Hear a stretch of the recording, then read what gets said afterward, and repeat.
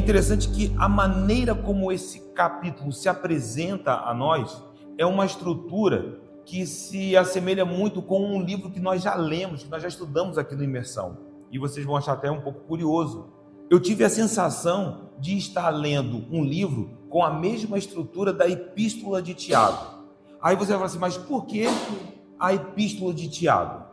Porque quando nós estudamos a Epístola de Tiago, não sei se vocês vão se lembrar, nós percebemos que a Epístola de Tiago é uma carta com temas variados, e esses temas vão se conectando um após o outro, e parece que eles formam uma sequência de exortações, sabe, uma sequência de imperativos que são típicos da carta de Tiago.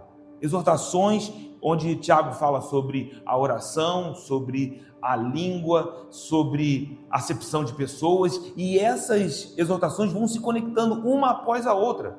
Quando nós estudamos a Epístola de Tiago, usamos a expressão cordão de pérolas para descrever essa epístola. Por quê? Porque cada tema é precioso. Tudo que Tiago fala é de grande valor.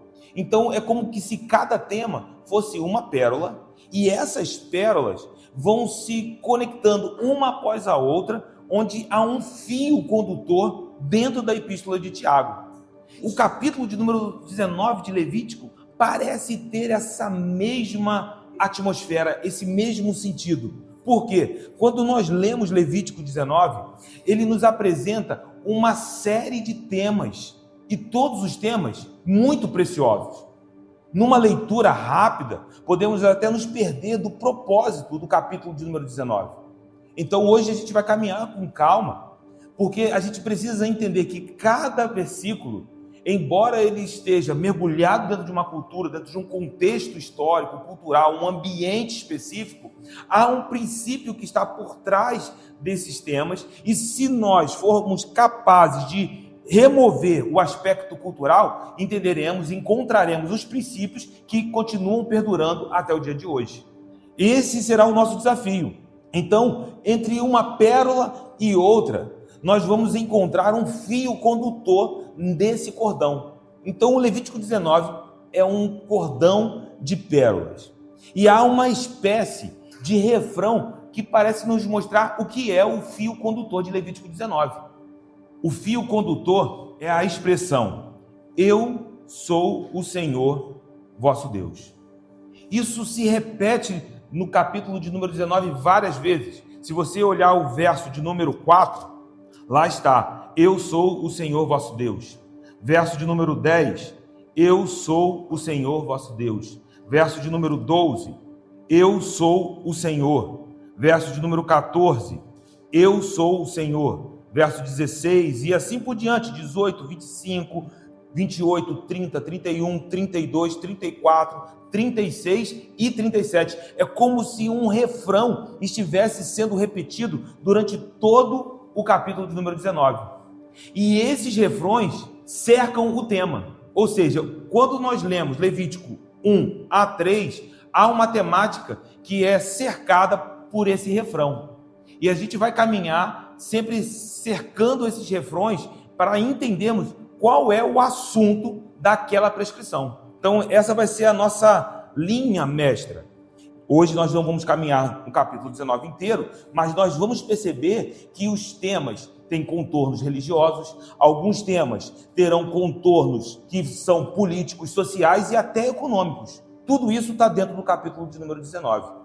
Os dois primeiros versículos, o verso número 1 e o verso número 2, é o lugar onde surge a essência desse fio condutor e a essência do capítulo de número 19. Se nós entendermos esses dois versículos, nós seremos capazes de continuar olhando para o livro de Levítico, o capítulo de número 19, e encontrar o que Deus de fato queria comunicar ao seu povo através dessas prescrições.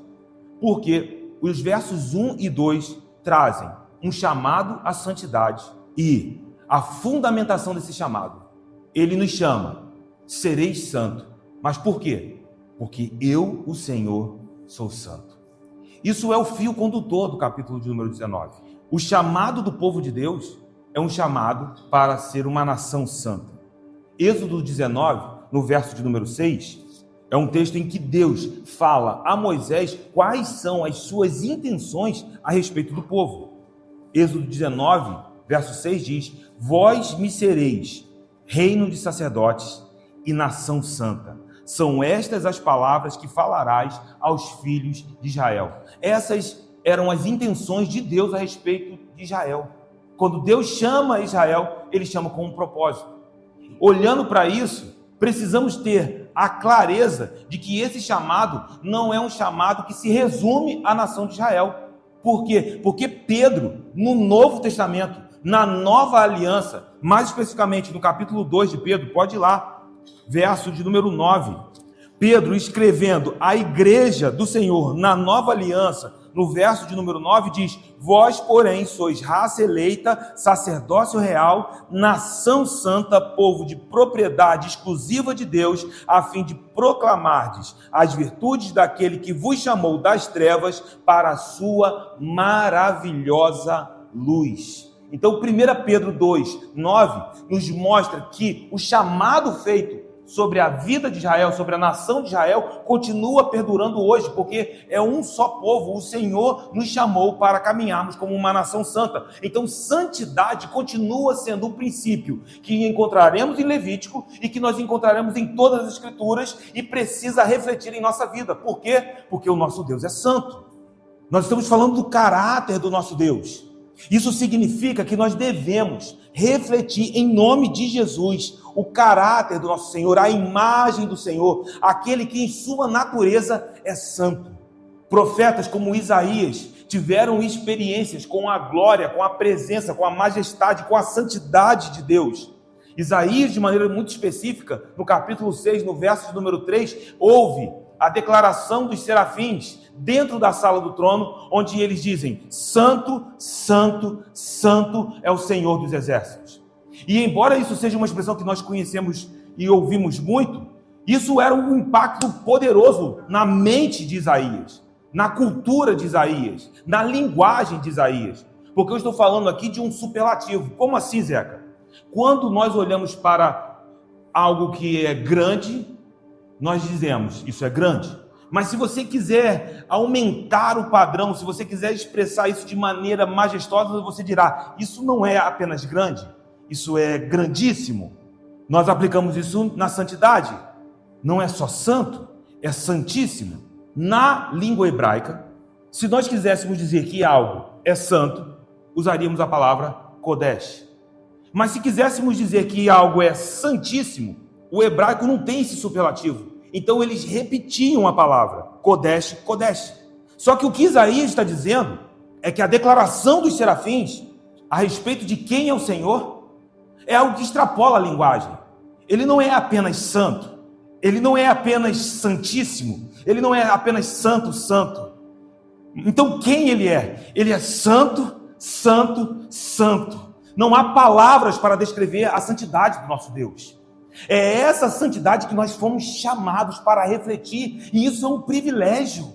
Isso, ao mesmo tempo que pesa sobre nós como uma grande responsabilidade, o nosso coração precisa transbordar de gratidão, porque nós fomos chamados para refletir essa santidade que não pode ser expressa em palavras, mas pode ser expressa na tua vida, pode ser expressa na maneira como você caminha. Esse é o chamado da nação de Israel, e por isso o fio condutor do capítulo de número 19 é: vocês precisam ser santos, porque eu, o Senhor, sou santo. Eu estou revelando o meu caráter a vocês, e eu oro ao Espírito Santo que o caráter do Senhor também seja revelado aos nossos corações, e que isso incendeie o nosso interior, que haja um fogo cerrado dentro dos nossos corações, que não nos dê descanso nem de dia, nem de noite, para refletirmos a imagem do nosso Deus, a santidade do nosso Deus. E aí a aplicação do capítulo 19 é muito preciosa. Por quê? Porque o que nós vamos ler no capítulo 19 toca diretamente no cotidiano do povo, no dia a dia do povo. Ou seja, uma vida de santidade genuína será evidenciada lá fora. Uma vida de santidade genuína não pode ser apenas um momento de altar, não pode ser resumida a um momento de culto, a um momento de estudo, a um momento de oração. Pelo contrário, quando conectamos o código de santidade de Levítico 18, a segunda parte do livro de Levítico, com a primeira parte, nós percebemos que a adoração está conectada com a conduta diária, a vida cotidiana. E eu oro ao Espírito para que quando sairmos daqui, isso seja uma realidade sobre as nossas vidas. Que a nossa vida de santidade seja evidenciada, seja manifesta na nossa vida cotidiana, na nossa família, no nosso trabalho, nos nossos relacionamentos. E eu digo, isso é um privilégio, tá? Isso é um privilégio. Os aspectos seculares da nossa vida não podem ser separados da nossa vida espiritual. É um engano. Alguém pode dizer, não, mas é que a gente está espiritualizando tudo.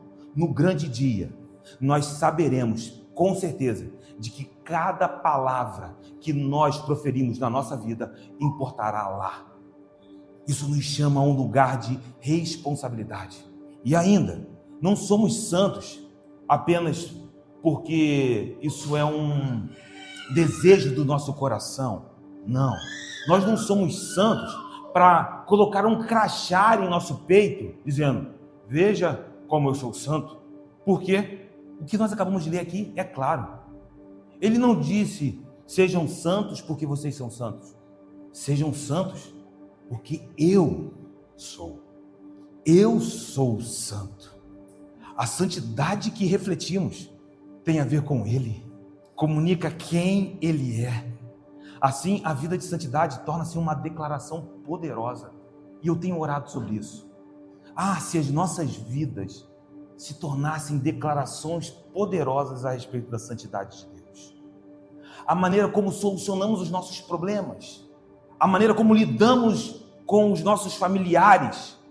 Eu declaro isso sobre as nossas vidas, que as nossas vidas como um todo se tornem declarações poderosas a respeito de quem o Senhor é. Por quê? Porque santidade, santificação não é um fardo, é um privilégio. Alguém olhar para a tua conduta e reconhecer quem Ele é graça, é favor, é um espelho do céu sobre a terra. Nós fomos chamados para esse lugar. E a santidade não é algo místico, sabe? Algo etéreo, uma atividade desencarnada. Não, agora nós vamos entrar nesse momento de culto e entramos num ambiente espiritual. Cara, se nós conseguirmos viver essa realidade quando estivermos no mercado, eu olho para o reino e eu sempre digo isso em muitas ministrações. Para mim, o reino é prático. Ele é tão espiritual quanto eu posso tocar, eu posso manifestar, eu posso evidenciar. Então não é algo desencarnado, mas é algo que pode ser visto na sua conduta. Esse é o fio condutor do capítulo de número 19, porque vários temas vão surgir em Levítico 19 e eles falam de conduta, eles falam de vida cotidiana, eles falam de relacionamentos, eles falam sobre como você lidará com as suas riquezas, ele falará a respeito de como você vive. E nós somos santos, não porque há bondade em nós, mas porque a bondade do Senhor nos alcançou. É nesse lugar que nós fomos alcançados. Então a santidade precisa ser uma busca, como se busca um tesouro, como procuramos algo que está escondido, não de nós, mas para nós. Eu quero dizer que existem tesouros dos céus, que não estão escondidos de você, mas eles estão escondidos para você procurar, para você se mover em direção a cada um desses tesouros que estão reservados para a tua vida. E isso é alcançado na vida cotidiana. Meu irmão, você quer ter uma vida de santidade vigorosa, intensa? Você não viverá isso fugindo do mundo. Até porque Jesus, quando orou ao Pai, ele disse: Pai, eu não oro para que o Senhor os tire do mundo. Ou seja, o Senhor nos deixou nesse mundo. A vida de santidade se manifesta em meio às trevas. Não é fugido do mundo, mas é avançando nele, sendo santos, porque o nosso Deus é santo. É assim que nós avançamos numa vida de santidade, buscando manifestar quem Ele é, às vezes nos aspectos mais simples, nas respostas diárias, na maneira como eu dou um bom dia para minha esposa, como eu dou um bom dia para minha sogra, na maneira como eu me relaciono com os meus irmãos, nas respostas mais simples.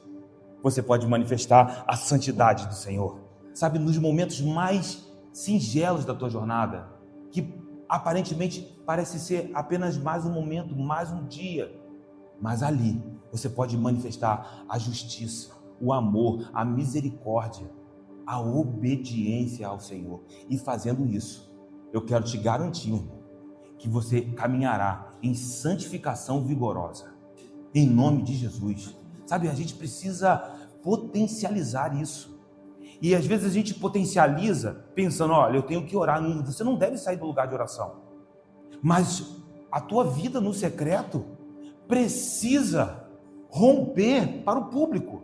Eu costumo dizer que se o teu secreto te mantém ali e te afasta da comunhão, alguma coisa está desajustada. Porque você ora ao Pai em secreto e Ele te vê em secreto, mas Ele não te responde em secreto.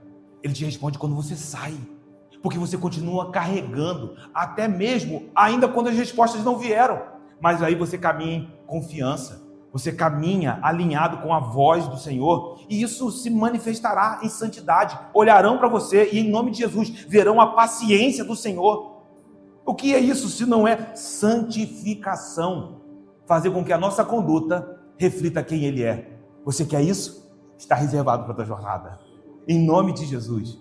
Por isso, os versos 1 e 2, da minha perspectiva, estou tentando construir uma maneira de interpretarmos o capítulo número 19. Para mim, os versos 1 e 2 nos apresentam esse fio condutor e, de fato, esse refrão se repete durante todo o capítulo. Ele se repete e vai sendo enfatizado. Eu sou o Senhor, vosso Deus. Como se vive uma vida de santidade? Lembrando-se a cada momento, Ele é o Senhor, o nosso Deus. E aí o verso de número 3 traz a primeira prescrição. E veja onde a santidade se reflete: na família e no cotidiano. Porque o verso de número 3 diz: cada um respeitará a sua mãe e o seu pai, e guardará os meus sábados. Eu sou o Senhor vosso Deus. Santificação. Ah, mas e o fogo? O fogo santo está lá no tabernáculo. O fogo não se apagará, está aceso. Mas enquanto o fogo está queimando lá no altar, esse fogo também continua aceso dentro do coração de cada um. E como se manifesta? Respeitando mãe e pai. Santificação. Às vezes a gente está procurando coisas, sabe, em lugares que talvez sejam equivocados. A gente está invertendo valores. Eu vou me apresentar, se eu mudar a minha voz, então ali eu teria um aspecto de maior santificação, de mais santidade. Não! Se você honra o teu pai e a tua mãe, você está caminhando em santificação, você está se parecendo com o Senhor. É isso que a gente precisa entender, cara, são os aspectos mais simples. Quando nós entendemos isso, eu quero te dizer, os céus começam a se manifestar ao nosso redor. Então, por isso, ele começa de maneira clara: honra pai e mãe. E ele coloca isso do lado de uma outra prescrição que vai nos desafiar aqui hoje. Porque ele fala do sábado, e nós não guardamos o sábado. Mas por que nós não guardamos o sábado? Há alguma resposta bíblica para isso? Você é capaz de dar uma resposta fundamentada nas Escrituras sobre o porquê nós não guardamos o sábado, ou só dizemos que não guardamos o sábado porque aprendemos assim e isso foi construído culturalmente na vida da igreja? Então hoje a gente vai precisar responder essas perguntas. Por quê? Porque de fato existem até segmentos evangélicos que estão guardando o sábado. E como lidar com isso? Existem seitas que usam as Escrituras para fundamentar uma guarda do sábado. Então quem está certo? Quem guarda o sábado ou quem guarda o domingo? Embora culturalmente a gente responda, não, somos nós que guardamos o domingo, é preciso que a gente tenha uma resposta fundamentada nas Escrituras. Essa noite é uma noite que a gente vai caminhar com certo teor apologético, em defesa da fé. É um tema que desafia, e Levítico traz isso à tona. Como eu disse, nós vamos ter que tocar em temas como pena de morte, tatuagens. São temas que vão surgir agora dentro do livro de Levítico nessa segunda parte. A primeira parte foi sobre adoração, o altar, sacrifícios, ofertas, glória a Deus. Mas agora a gente está falando de temas que até têm contornos éticos. Então, esse capítulo nos desafia, porque coloca ao lado de honrar os pais a guarda do sábado. Mas vamos olhar a primeira parte. Se santidade é manifesta nos aspectos mais simples das nossas vidas, nos contornos mais simples, sem dúvidas, é na sua família. É na maneira como você lida com a sua família, onde encontraremos o primeiro terreno a ser cultivado, santidade. Poderíamos dizer que a santidade começa em casa. Vida de santidade começa dentro de casa, na maneira como você lida com a sua família. Eu sei que é um terreno dificílimo, porque parece que a intimidade nos desafia a manter essa mente conectada com os céus, mas é exatamente por isso que o capítulo número 19 talvez nos apresente esse como o primeiro terreno. É dentro da tua casa. Mas eu oro ao Espírito Santo para que, à medida que você entende isso, a tua casa seja um altar de adoração e que a tua vida manifeste isso nos seus relacionamentos familiares. Aqui em Levítico 19 nós temos uma ratificação de um dos 10 mandamentos. Porque lá no Decálogo, nos 10 mandamentos, em Êxodo 20, mais especificamente no verso número 12, o 5º mandamento: honrarás ao teu pai e à tua mãe, para que se prolonguem os seus dias sobre a terra. E aí Paulo, fazendo uma menção desse mandamento em Efésios 6, verso número 2, ele nos relembra esse mandamento e coloca um acréscimo a respeito do que isso significa. Honra teu pai e a tua mãe, que é o primeiro mandamento com promessa. Ou seja, nós estamos falando de uma ordenança, de um mandamento, mas que tem uma promessa. E que promessa é essa? É uma promessa de longevidade.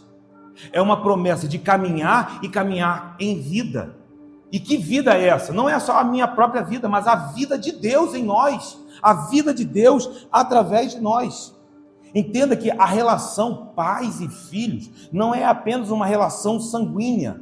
Não é apenas uma relação genética. Na verdade, infelizmente, encontramos situações onde crianças são geradas e essas crianças, ao nascerem, já nascem órfãs, são abandonadas. Ou seja, paternidade, em essência, não pode estar preso apenas a uma relação sanguínea. Porque uma mulher pode gerar um filho e ela nunca se encontrar como mãe.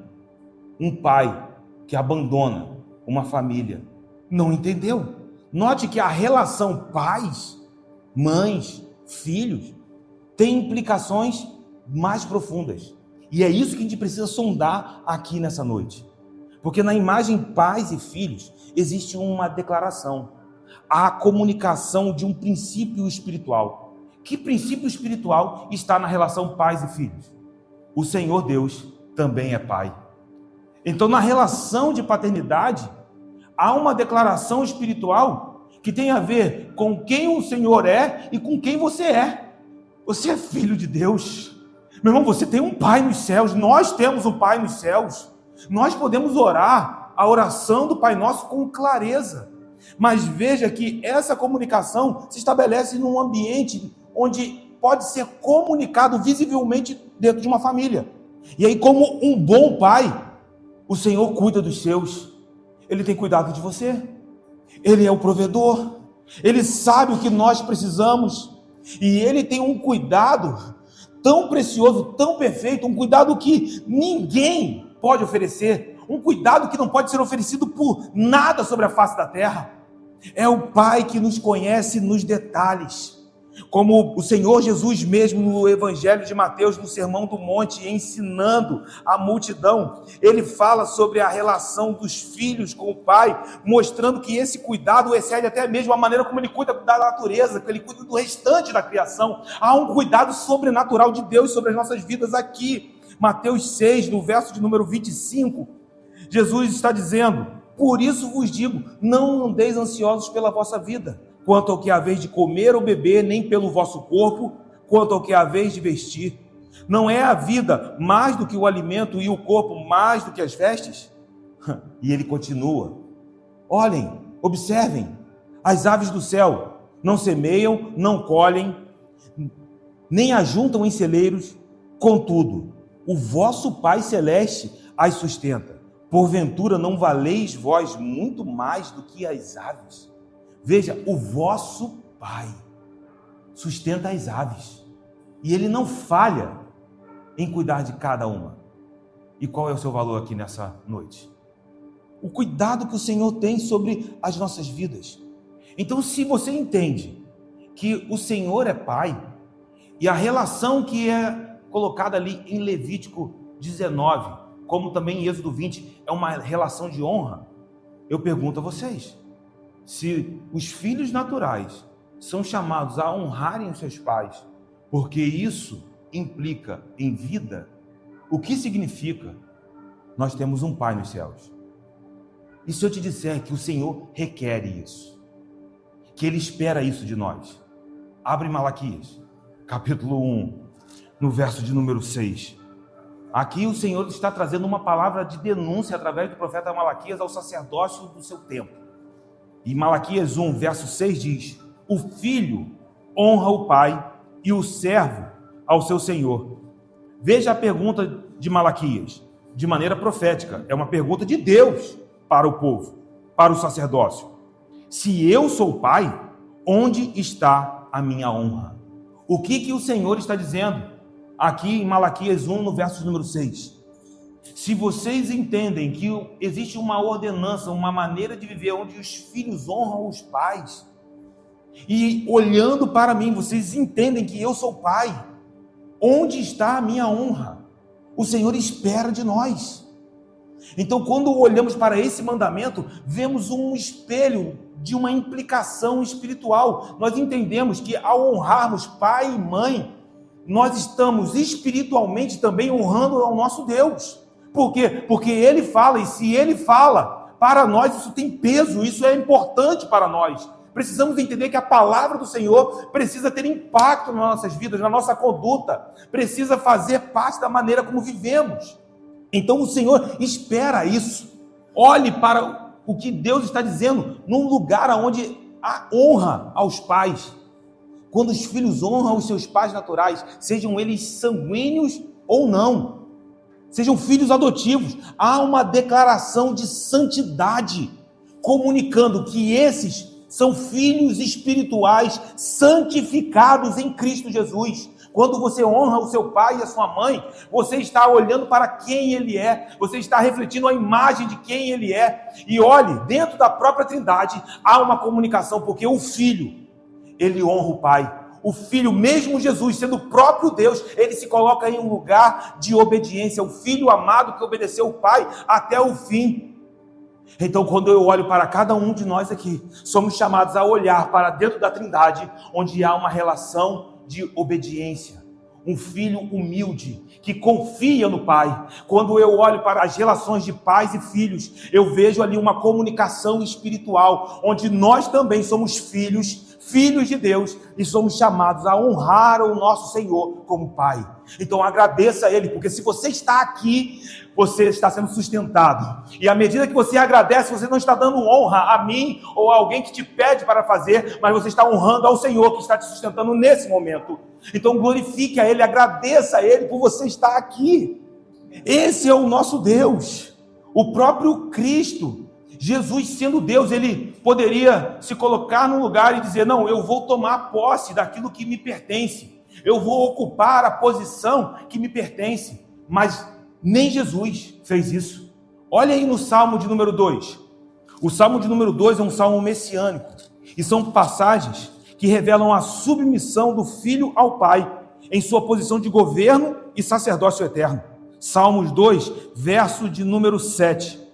Proclamarei o decreto do Senhor. Ele me disse: tu és meu filho, eu hoje te gerei. Pede-me e eu te darei as nações por herança e as extremidades da terra por tua possessão. Esse salmo é um salmo messiânico. Está falando da relação do pai e o filho. Mas Jesus já é o herdeiro de todas as coisas. Por que ele precisa pedir? Submissão, obediência. Aí você vai dizer: mas como isso? Paulo captou. Ele, sendo Deus, não usurpou ser igual a Deus, mas assume a forma de servo, servo de todos os homens até a morte, morte de cruz, pelo que o Pai o exaltou. Lhe deu um nome que está sobre todo nome. Todo joelho se dobrará e toda língua confessará que Ele é Senhor. Veja que essa relação está estabelecida dentro da própria Trindade. Você pode entender o quão precioso é a honra dos filhos aos seus pais? Nós estamos falando de implicações que comunicam verdades espirituais eternas, que estão dentro da Trindade. Eu quero te falar, meu irmão, há uma expressão que Deus tem colocado dentro do meu coração e eu tenho falado isso algumas vezes. Nós estamos pisando em terreno santo e, embora calçados, eu oro ao Espírito para que os nossos corações estejam descalços aqui nessa noite. Porque o que nós estamos falando aqui é que quando um filho desonra o pai, ele quebra um princípio que comunicaria a relação do próprio filho, o filho com F maiúsculo, o filho amado, com o pai. Quebra um princípio onde nós, como filhos de Deus, se você está em Cristo, isso é uma verdade sobre a tua vida. Nós, como filhos de Deus, estamos quebrando algo que o próprio Deus nos chamou para viver e manifestar. Eu sei que às vezes, por causa desse mundo caído, corrompido em si mesmo, as relações entre pais e filhos são conturbadas. Alguns filhos, infelizmente, são roubados. Eles são tirados da sua paternidade. Eles não conseguem ver em seus pais, não conseguem ver em suas mães um reflexo do cuidado de Deus. E aí nós percebemos que isso faz parte da realidade deste mundo caído. Por isso aqui o direcionamento é tão específico. Ele não está falando para os pais, ele está falando para os filhos. O que isso quer dizer? Filhos, não estou dizendo que não existem injustiças, ou que talvez algumas coisas dentro da tua jornada fizeram com que você perdesse algumas referências. Mas se você encontrou a Jesus Cristo, há uma revelação do Pai eterno sobre a tua vida. E é essa revelação que vai te modelar. É essa revelação que vai fazer com que você caminhe. Mesmo que talvez algumas relações entre pais e filhos sejam conturbadas, em nome de Jesus, filhos, honrem os seus pais.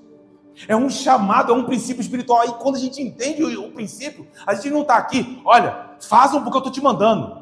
O Espírito revela a beleza de cumprir isso. Porque o que nós estamos falando aqui nessa noite? De vida de santidade. Então, independente do que você viveu, meu irmão, eu não sei se em alguma área da tua vida essas coisas foram roubadas ou foram atingidas, mas nessa noite há uma revelação do Pai que cuida de nós e que isso nos posiciona acima mesmo das dificuldades, das pressões, porque nós estamos sendo guiados pelo céu, nós estamos sendo guiados pela eternidade. Independente do que nós passamos, independente dos pais naturais que nós temos ou que tivemos, nós devemos honrá-los, porque ao fazer isso, você continuará cumprindo, não é só apenas um propósito natural. Quando você honra, você cumpre um propósito eterno que Deus tem para a tua vida. E aí, ao desonrarmos os nossos pais, no sentido natural, quando desobedecemos ou desonramos, isso tem implicações mais profundas. Nós estaremos desonrando a Deus, que é o nosso Pai Celestial. Talvez seja por isso que esse é o primeiro mandamento com promessa. Por quê? Porque à medida que você honra os seus pais, você está honrando primeiro a Deus. E aí a promessa de longevidade, ela é clara, pois só o Pai Celestial pode nos fazer viver e acrescentar vida e vida com abundância.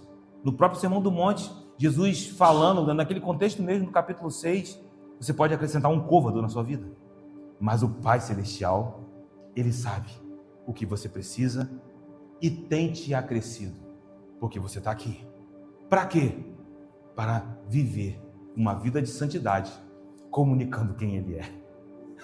Meu irmão, que isso saia daqui transbordando no seu coração. Porque nós fomos chamados para refletir os céus sobre a terra. Tem graça de Deus aqui nesse lugar. E como eu disse, esses 3 versículos, eles nos apresentam uma dificuldade, José.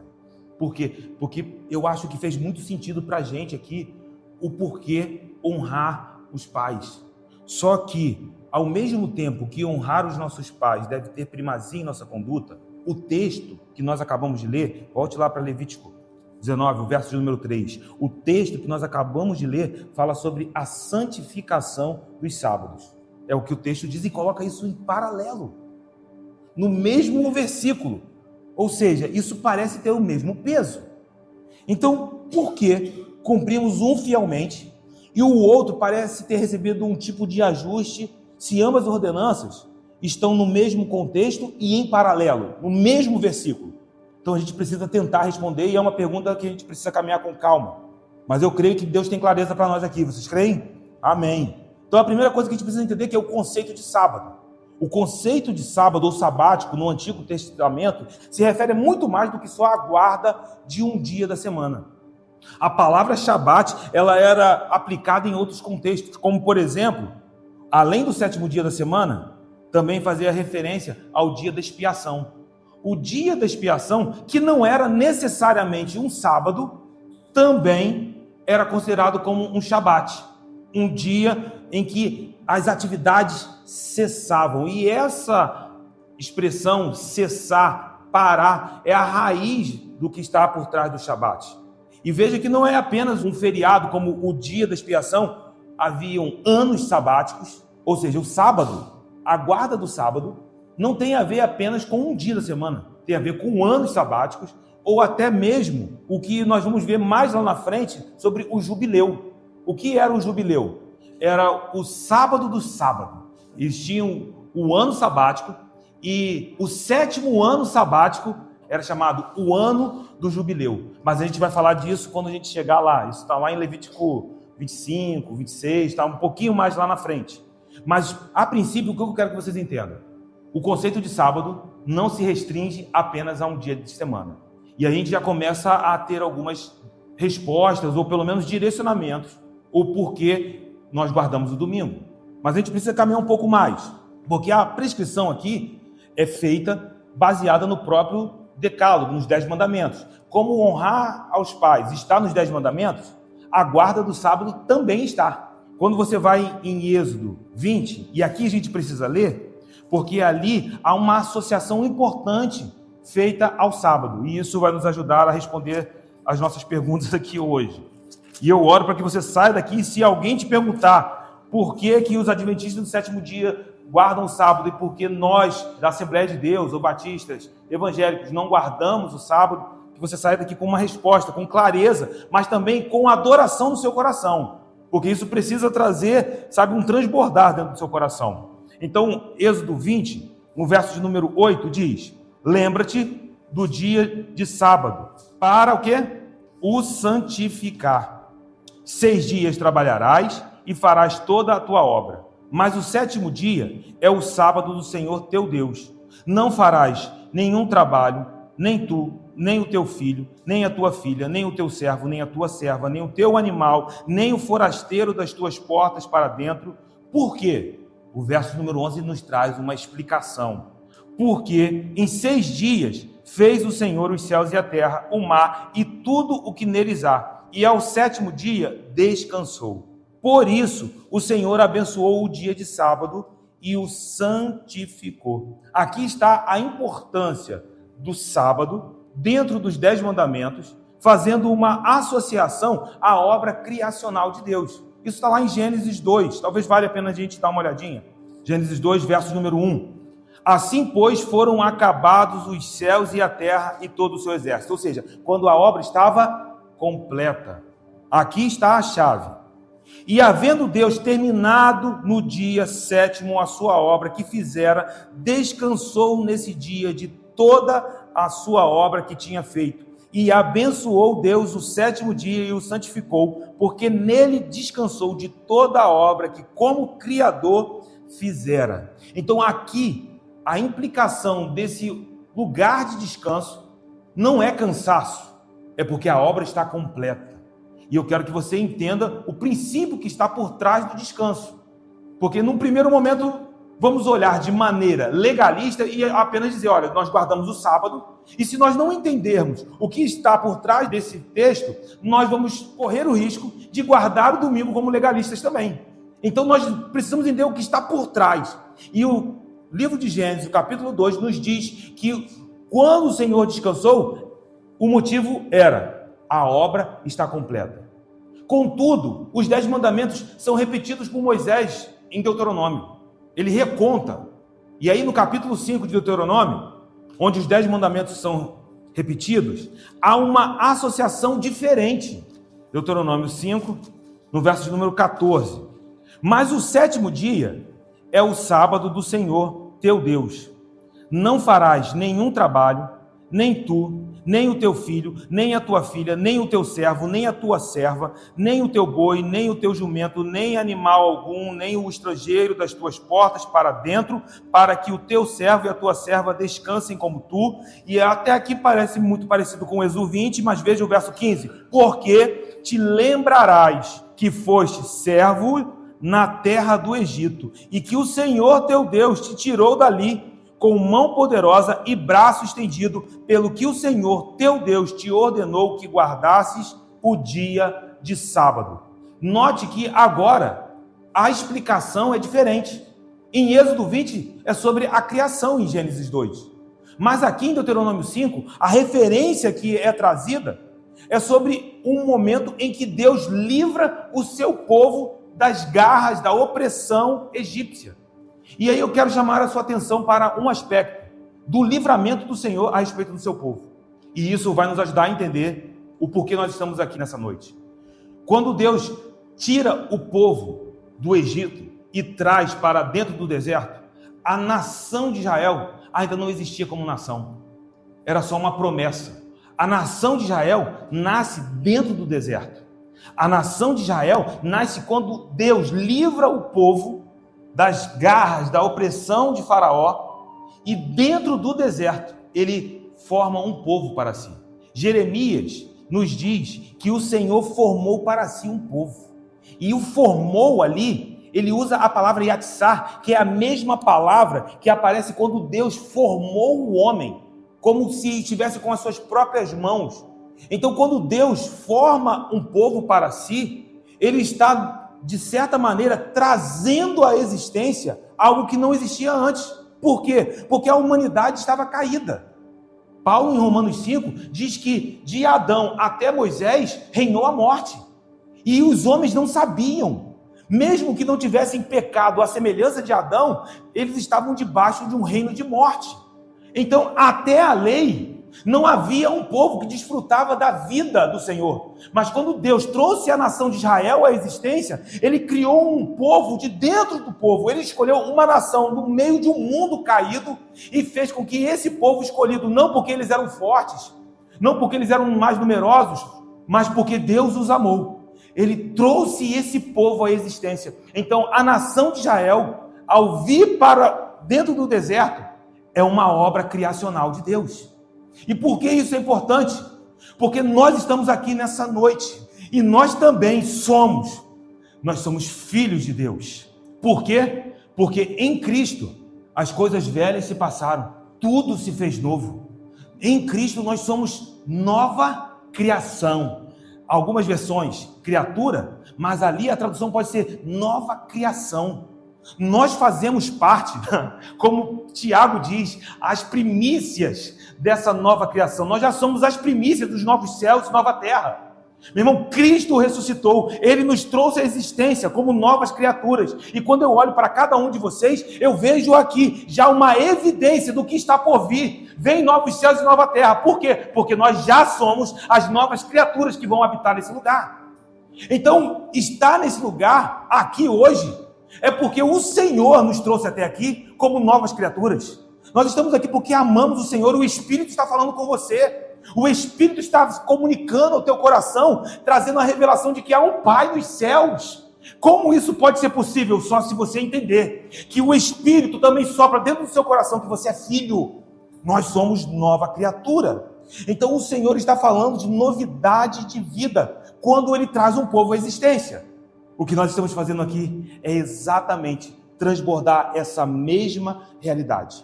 Então, o sábado, em Êxodo 20 e Deuteronômio 5, reflete duas realidades criacionais. Em Gênesis, onde foi quebrada pelo pecado. No meio dessa humanidade caída, Deus traz um povo à existência. E Ele diz, guardem o sábado, para que vocês possam se lembrar disso. Vocês precisam guardar, porque vocês agora são um povo escolhido, propriedade exclusiva. Só que o problema é que os judeus, ao tentarem guardar o sábado, eles criaram uma tradição insuportável, um fardo que ninguém podia carregar, impraticável. E aí um comentarista apresentou uma síntese desse fardo. E aí eu fiz uma síntese da síntese dele, só para que vocês pudessem ter uma ideia do que significava na mente de um judeu, e até hoje, para alguns judeus modernos, o que seria guardar o sábado. Eles diziam que nenhum trabalho remunerado ou que demande esforço físico, como lavar carro, cortar grama ou pintar, podia ser feito. Era proibido escrever, era proibido fumar. Ah, que pena, né? Não pode fumar? Não, no sábado eles não podem fumar. Eles não podiam cozinhar, viajar, tocar instrumentos. Os músicos, então, não podiam tocar instrumentos.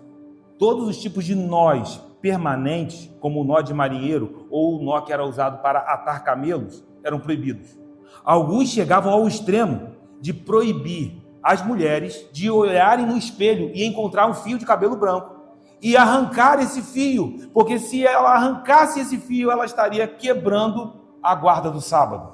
Se caísse água na roupa, poderia sacudir a roupa, mas não poderia torcê-la. Isso é um recorte de um comentarista chamado Odilon Moreira.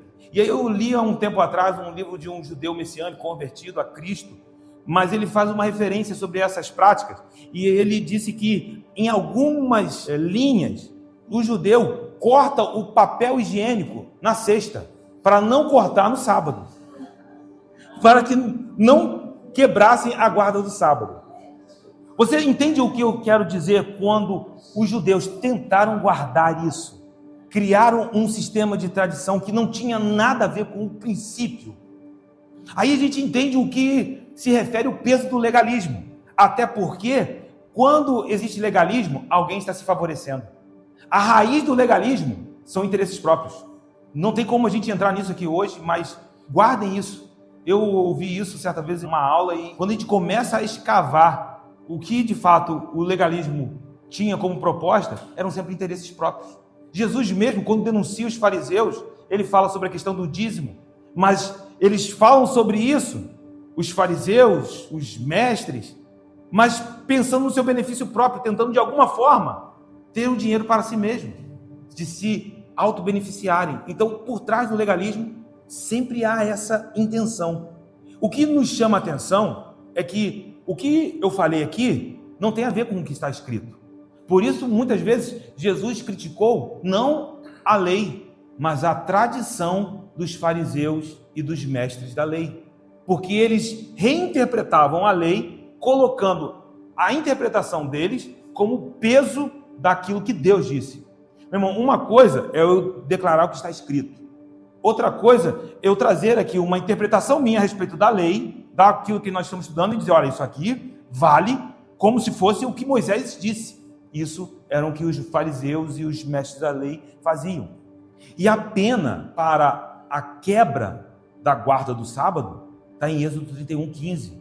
Para aqueles que violassem esse mandamento, por isso que eu gosto de dimensão, eu já falei que o professor abriu a Bíblia, eu vou até lá.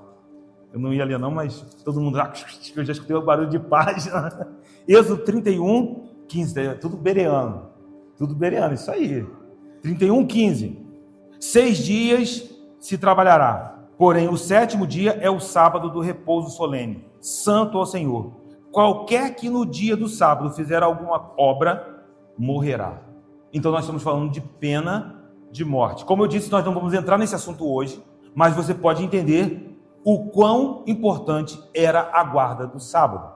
E aí o que torna o assunto polêmico e que divide muitas opiniões é que alguns segmentos evangélicos entendem que seja necessário manter a guarda do sábado. E quais são os argumentos que eles usam? Dê uma sondada nos argumentos, para a gente tentar trazer algumas respostas. E os argumentos são bons, tá? Já digo para vocês que os argumentos são bons. Para vocês terem uma ideia, eles dizem que o fato de Deus ter santificado o sábado antes da lei é um argumento em favor da guarda do sábado. Ou seja, o sábado não tem a ver com a lei, porque já em Gênesis, antes da lei, o Senhor santificou o sábado. Ora, se nós entendemos isso, e veja como que paralelos podem ser feitos, porque quando a gente fala do dízimo, por exemplo, uma das justificativas que usamos a respeito do dízimo é que o dízimo é de fato anterior à lei. Então, se nós guardamos o dízimo que é anterior à lei, por que não guardamos o sábado que também é anterior à lei? Veja que o argumento é bom. Não só esse. O argumento de que, de fato, nós já vimos aqui, a guarda do sábado está dentro dos 10 mandamentos. Nós guardamos 9, exceto o sábado. Por que nós guardamos 9 e só o sábado nós não guardamos? Alguém fez essa pergunta? Cara, eu vou dizer, eu ia ficar enrolado. Eu nem imaginava que essas perguntas poderiam ser feitas a mim. De fato, faz sentido. Alguns afirmam que Jesus não descartou o sábado, mas o ratificou, porque quando você vai em Lucas 4, Jesus está na sinagoga. O que ele está fazendo ali? Guardando o sábado. Os apóstolos, mesmo após a ressurreição, frequentavam a sinagoga e guardavam o sábado. E há um argumento histórico, talvez esse seja conhecido de alguns, é que a mudança do sábado para domingo só ocorreu quando o imperador Constantino decidiu fazer com que a religião oficial de Roma se tornasse o cristianismo. E aí ali alguns veem até uma espécie de sincretismo, porque eles vão dizer que ao trazer para o domingo havia uma mistura com o culto ao Deus Sol, e aí o Constantino teria o apoio de ambas correntes religiosas. Essa coisa de trazer para o domingo está envolvido com algum tipo de sincretismo ao Deus Sol. Aí você vai ver que até os dias da semana, em inglês, Sunday é dia de sol, como se fosse um dia ao sol. E isso tem a ver com um certo tom de misticismo. Por exemplo, em inglês ainda, sábado é Saturday, que é dia de Saturno. Há uma mistura nisso, então os argumentos são bons, faz sentido. Mas a gente pode trazer também algumas respostas, algumas réplicas. A primeira coisa é, quando nós olhamos para Gênesis 2 e Deus santificando o sábado na criação antes da lei, nós precisamos também continuar olhando tudo o que acontece depois. E Deus fala com Abraão, Deus fala com Isaac, Deus fala com Jacó. E com todos eles, o Senhor estabelece alianças, promessas, mas Ele não fala do sábado. Em nenhum momento há uma ordenança ou algum direcionamento aos patriarcas. Então, embora esteja antes da lei, de fato, nós observamos que quando Deus se revela aos patriarcas, não há nenhum direcionamento. Somente em Moisés isso surge novamente. E além disso, quando falamos sobre os 10 mandamentos e o fato de os 10 mandamentos serem cumpridos com exceção do sábado, eu queria trazer uma tabela para vocês, mas eu vou mandar lá no grupo. Mas quando nós olhamos para o Novo Testamento, os 10 mandamentos aparecem, exceto um. Qual? O sábado. Então todos os 10 mandamentos, não matarás, não roubarás, não adulterarás, todos, honra os pais, como nós lemos em Efésios, todos eles são ratificados no Novo Testamento, exceto a guarda do sábado. Então isso é uma indicação que, de fato, a guarda do sábado não traz implicações dentro da nova aliança. Quando dizem que Jesus ratificou o sábado, é curioso, porque Jesus foi até acusado de profanar o sábado, porque ele curava no sábado. Os discípulos estavam passando por dentro de uma plantação de espigas, e, segundo a prescrição, sendo sábado, eles não podiam colher as espigas, mas eles estavam com fome. E aí Jesus permite que os seus discípulos colham as espigas e pudessem ali matar a fome. Os fariseus ficam loucos. E aí Jesus começa a nos mostrar que ele vem para cumprir toda a lei e até cumprir o sábado, mas também se revelando como o Senhor do sábado. Ele é maior do que o templo. Ele é Senhor do sábado. Quando Jesus diz que ele é maior que Abraão, os homens que ouvem isso ficam aterrorizados, mas de fato, ele é o Verbo que estava com Deus. Ele era Deus. Ele continua sendo Deus e ele será por toda a eternidade. Ele tem toda a autoridade, toda a autoridade. Então Jesus é acusado de profanar o sábado porque de fato ele é Senhor do sábado, ele está acima e os homens não conseguem discernir isso. E aí os discípulos guardavam o sábado porque, a princípio, nós precisamos entender que o cristianismo nasce dentro de um contexto judaico. Eles são judeus. Então, como judeus, eles iam até a sinagoga. Mas há algo que nos marca. Quando você abre em Atos 15, no verso de número 19, estamos no contexto do Concílio de Jerusalém. Ali os apóstolos estão reunidos, porque há um fenômeno acontecendo. O quê? O evangelho não está mais só em Jerusalém, não está mais só na Judéia, nem em Samaria. Está alcançando os confins da terra. Gentios estão se convertendo. As nações estão sendo alcançadas, como você foi alcançado aqui. E aí começou uma dúvida, surgiu um problema. Por quê? Porque agora os gentios, eles não são judeus, eles não têm os mesmos costumes. Eles não guardam sábado, eles comem carne de porco. Eles têm outros costumes que os judeus são proibidos segundo a lei de Moisés. E aí trouxeram esse debate para o Concílio de Jerusalém. Aí pensa, meu irmão, só faixa preta. Paulo, Pedro, Tiago, os apóstolos, só faixa preta. No Concílio de Jerusalém. Queria ser uma mosca para poder estar ali ouvindo aqueles homens. E qual é a discussão? Eles estão ali para tentar chegar a um veredito, a um consenso sobre como os gentios deveriam viver. E aí, Atos 15, no verso de número 19, o parecer final é o parecer de Tiago, irmão de Jesus, bispo de Jerusalém. Ele é reconhecido como, de fato, a liderança, embora Pedro e João fossem colunas, juntamente com Tiago, da igreja em Jerusalém. Tiago é aquele que encabeça. Sempre era Tiago que tinha a palavra final. Ele é o bispo da igreja. E aí, no capítulo 15, verso de número 19, ele traz: pelo que julgo eu, não devemos perturbar aqueles que, dentre os gentios, se converterem a Deus, mas escrever-lhes que se abstenham. Aí ele traz algumas ressalvas. Se abstenham das contaminações dos ídolos, bem como das relações sexuais ilícitas, da carne de animais sufocados e do sangue. Por quê? Porque Moisés tem em cada cidade, desde os tempos antigos, os que pregam nas sinagogas onde é lido todos os sábados. Ou seja, ele não fala do sábado. Então ele olha para os gentios e diz: olha, nós como judeus temos uma preocupação com o sábado, mas os brasileiros, não. Os de Bitínia, os da Ásia Menor, Japão, não.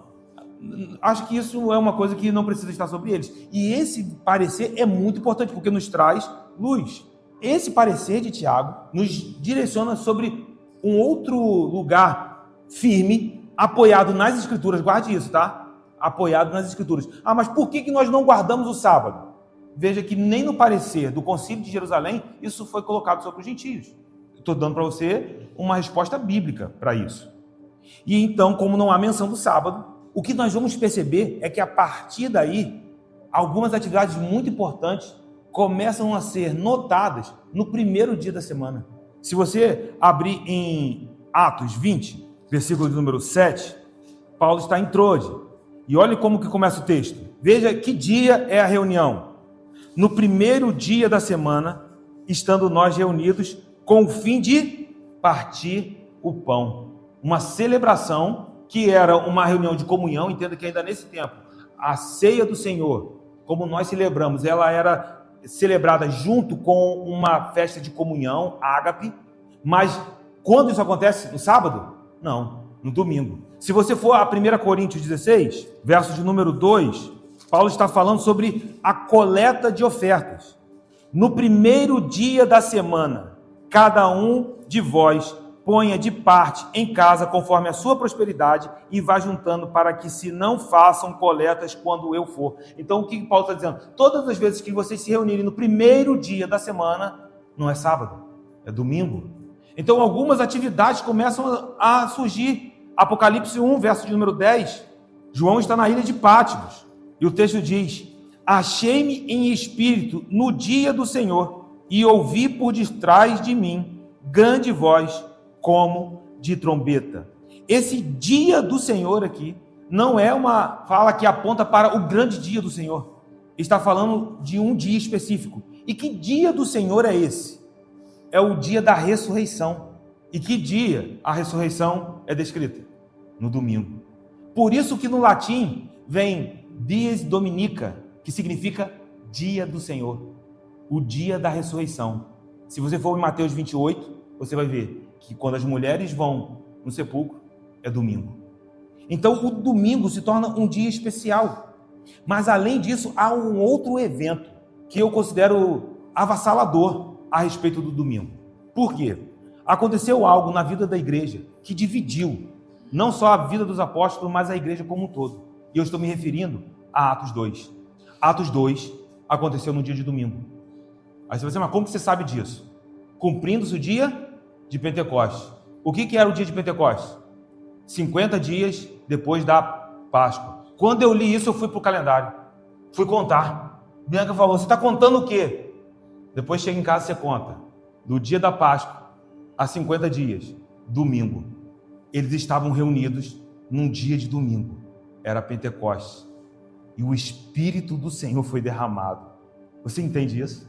Se torna algo que marca a história da igreja. Então eu trouxe para vocês aqui só argumentos fundamentados nas Escrituras, apontando de fato para uma mudança que vai acontecer gradualmente, né? Esses argumentos são argumentos bíblicos. E além disso, vamos entender que os apóstolos precisaram combater também ensinos judaizantes, porque dentro da igreja tinha judeus que falavam assim, não, você está salvo em Cristo, tu tem que guardar o sábado. Olha aí, por exemplo, em Gálatas 4, verso de número 9. Mas agora que conheceis a Deus, ou antes, sendo conhecidos por Deus. Você está entendendo isso? Paulo está dizendo, olha, vocês não são só aqueles que conhecem. Antes, vocês foram conhecidos por Deus.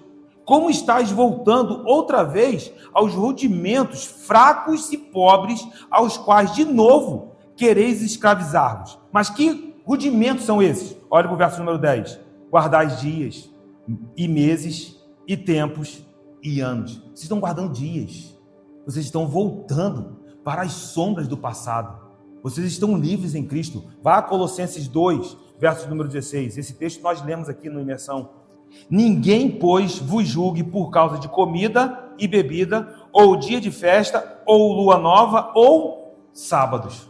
Existiam ensinos, alguns judeus dentro da igreja, alguns mestres, ou melhor, falsos mestres, trazendo heresias, dizendo, olha, vocês precisam guardar o sábado para trazer algum tipo de complemento. Alguns nem desacreditavam a obra da cruz, não, mas entendiam que era necessário manter algumas práticas judaicas para então guardar a salvação, para serem diferenciados, caminharem em níveis espirituais diferenciados. E aí Paulo, os apóstolos, precisaram combater esse tipo de heresia. Então, quando nós olhamos para a mudança para o domingo, percebemos até mesmo que esse combate deve ter sido ferrenho. Isso não foi fácil. Entenda que os cristãos, aos poucos, eles precisaram sair das sinagogas.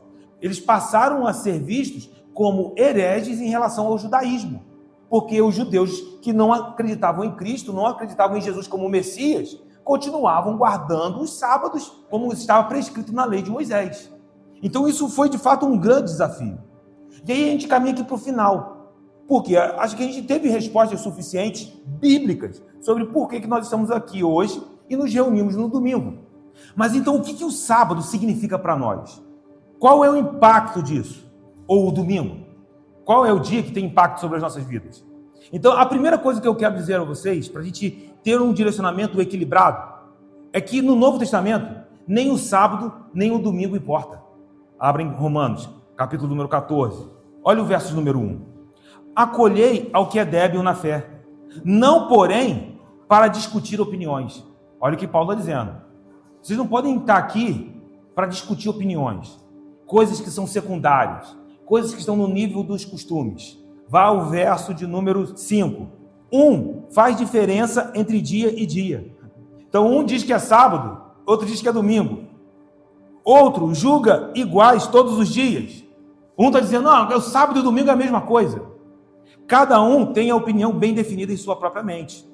Quem distingue entre dia e dia, para o Senhor, faz. Ou seja, se nós nos reunimos no sábado, nós nos reunimos para Ele. Se nós nos reunimos no domingo, nós nos reunimos para Ele. Se nós nos reunimos na segunda-feira, como nós estamos aqui, nós nos reunimos para Ele. Então, se a escolha de um dia divide o povo que foi unido pelo Senhor, provavelmente esse povo não entendeu o amor que os une e o amor que também nos une uns aos outros. Porque isso são questões de opiniões. É o que um pensa e o outro pensa. Isso não é decisivo. E Paulo está dizendo, olha, se você quiser se reunir no sábado, faça. Mas se você fizer, faça para o Senhor. Mas não julgue o outro, não faça isso para discutir opiniões. Então, se nós estamos aqui e nos reunimos aos domingos, e você tem um irmão que é evangélico, de uma igreja cristã, que caminha nas escrituras, e eles têm um entendimento que é no sábado, meu irmão, você não pode olhar para eles e dizer, olha, vocês estão errados, vocês estão guardando a lei, porque Paulo, no Novo Testamento, está dizendo, não faça isso, porque isso são só questões de opiniões, e não deveria servir de ponto de divisão entre nós, porque quem nos une é muito maior do que essas questões. É o sangue de Cristo Jesus. Então a gente sai daqui com clareza, porque a gente não vai sair daqui para discutir essas questões fúteis. E nós vimos aqui, quando estudamos o capítulo sobre comer ou não comer alguns determinados alimentos, como devemos tratar as questões atreladas aos costumes, que não violam princípios morais, princípios doutrinários da fé. A questão de ser no sábado, a questão de ser no domingo, isso não está tocando numa questão crucial da fé. Então, se o dia em si, ele não é decisivo, existe algum princípio espiritual? Tem alguma coisa que a gente pode, então, extrair em relação ao sábado ou ao domingo? E aí eu diria para você, com certeza, sim, tem um princípio por trás. Porque Deus não faria algo ou falaria algo sem que estivesse fundamentado. E esse talvez seja o nosso maior desafio. Então, o que está por trás do sábado? Independente do dia, seja sábado ou domingo, ao separar o dia, ao separar a hora, um momento como esse, segunda-feira, em nome de Jesus, quando você vier, meu irmão, venha pelo Senhor. Não venha porque é alguém que está ministrando, não venha para uma conferência porque é o pastor tal, porque é o ministro tal, mas venha para o Senhor. Quando você entrar pelas portas da casa do Senhor, adentre, porque Ele é a causa de estarmos aqui nessa noite. Se essa é a causa de você estar aqui, meu irmão, isso faz todo sentido. Então é a primeira coisa que a gente precisa entender a respeito do sábado. É sobre quem Ele é, e não sobre um dia específico. Além disso, no Antigo Testamento, o sábado foi associado ao quê? A obra criacional. Lembra que eu falei? Gênesis 2 e em Deuteronômio 5, um povo sendo trazido à existência. E quando nós olhamos para o domingo, também é uma obra criacional que acontece no domingo. Porque no domingo, Ele ressuscitou. E quando Ele ressuscitou, Paulo diz que Ele é o primeiro de muitos. O primeiro fruto de uma colheita. Então, quando nós olhamos para esse lugar, onde nós nos reunimos no domingo, para nós há uma implicação espiritual.